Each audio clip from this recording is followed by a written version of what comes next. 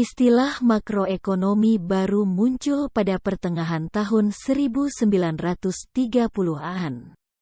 Oleh ekonom Norwegia Ragnar Frisch, hidup dari tahun 1895 sampai tahun 1973, salah satu pelopor ekonometrik dan pemenang hadiah Nobel pertama.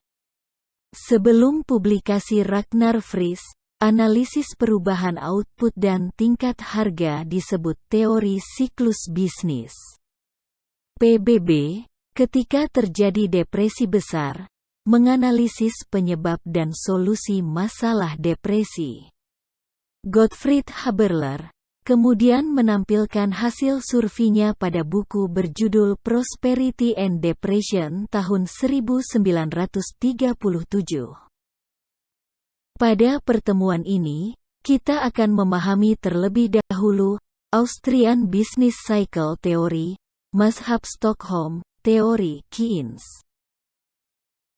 Friedrich Hayek, anggota generasi kedua mazhab ekonomi neoklasik, kemudian menggunakan pendekatan Wicksell.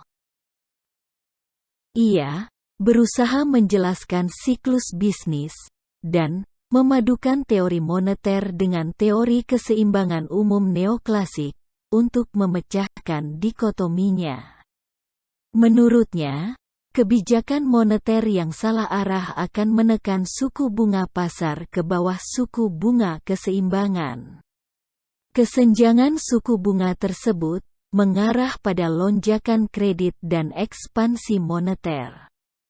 Rumah tangga bisnis termotivasi untuk menambah investasi, sementara rumah tangga konsumen akan mengurangi tabungan. Teori Hayek ternyata tidak berhasil menjelaskan masalah depresi saat itu. Tahun 1936, John Maynard Keynes dari Cambridge University mempublish buku General Theory of Employment, Interest and Money. Dari judul bukunya, tersirat bahwa ia coba menjelaskan hubungan tenaga kerja, suku bunga, dan uang. Bukunya menjadi populer, menjadi bahan diskusi dalam kelompok ekonom Swedia. Hexer Ohlin kemudian memberi nama Mazhab Stockholm. Linda Hall dan Myrdal menguji teori harga dan bunga yang dipublish oleh Wicksell. Mereka berpendapat bahwa teori kuantitas dan analisis keseimbangan statis tidak cocok dengan perubahan harga, output dan distribusi pendapatan. Mereka kemudian termotivasi untuk mengembangkan teori dinamika makroekonomi. Ekspektasi pelaku ekonomi menjadi isu utamanya.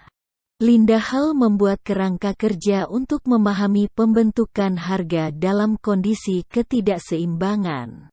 Ia membuat asumsi. Penjual menetapkan harga karena ekspektasinya. Menjual dengan harga yang salah akan menimbulkan ketidakseimbangan pasar.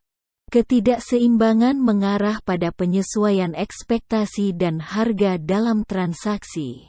Menurutnya, proses pasar digerakkan oleh ekspektasi tanpa tendensi terhadap keseimbangan umum. Bersambung.